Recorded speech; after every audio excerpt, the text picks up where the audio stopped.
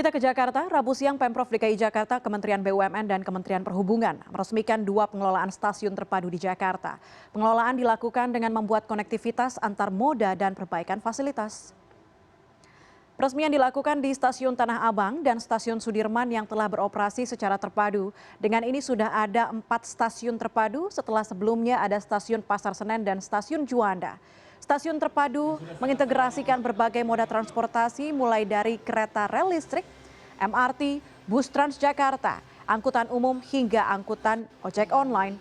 Tidak hanya itu, perbaikan fasilitas juga dilakukan seperti fasilitas pejalan kaki, penataan kawasan termasuk PKL, hingga tempat naik dan turun penumpang. Saya yakin dengan kerjasama kata-kata terpadu di sini, alhamdulillah bagaimana Kementerian BUMN, Kementerian Perhubungan, dan pemerintah DKI plus swasta bisa bekerja sama untuk menjaga tadi kestabilan daripada kehidupan masyarakat, baik secara ekonomi maupun secara kehidupan sosialnya.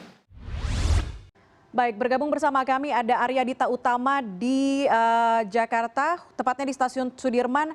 Dito, bagaimana pola integrasi rute dan tata kelola, kemudian harga tiket dari kedua moda transportasi yang sekarang menjadi terpadu ini, Dito? Ya, halo selamat sore. Puspa, saat ini saya berada di Stasiun Sudirman. Nah, misalnya saya mau menuju ke tempat lain, menggunakan jenis transportasi lain, sekarang kita tinggal cukup melihat ke atas ini. Ini adalah papan petunjuk atau signing, di mana misalnya warga pendatang atau warga yang hendak menggunakan transportasi umum bisa melihat kemana lokasi-lokasinya. Misalnya saya ke utara ada halte bus Transway Jakarta, terus kemudian misalnya saya ke arah barat, di situ nanti ada stasiun Bandara Soekarno-Hatta. Dan seperti yang bisa melihat suasana di Stasiun Sudirman yang ini sebentar lagi udah memasuki ke masa jam puncak atau peak hour, seperti yang bisa dilihat banyak orang yang hendak naik ke stasiun ini. Nah, apa yang sudah diintegrasikan di sini? Kalau misalnya ada yang di sebelah timur sebelah sana itu, di situ nanti ada stasiun atau maksudnya tempat penunggu halte untuk ojek. Nah, itu jadi sehingga para pengendara ojek daring sendiri mereka tidak bisa menurunkan penumpang sembarangan lagi, tapi memang sudah ada tempat yang sudah ditentukan secara khusus.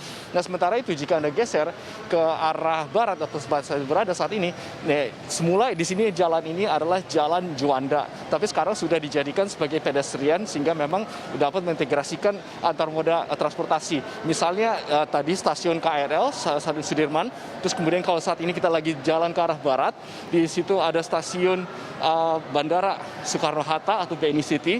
Nanti di situ bisa tadi Puspa sempat bertanya berapa harganya.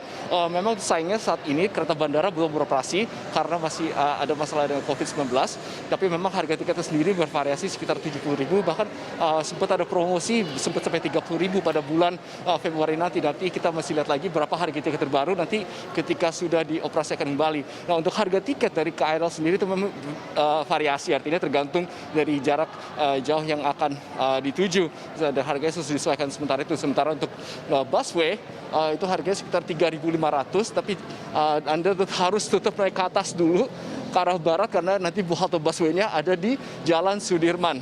Nah, kemudian di sebelah kiri saya atau di sisi utara di sini adalah stasiun MRT. Anda bisa lihat memang jadi integrasinya cukup memudahkan, artinya memang orang yang hendak naik busway atau Transjakarta atau MRT integrasi cukup dekat, masih jaraknya untuk berjalan kaki tidak terlalu jauh. Begitu Puspa.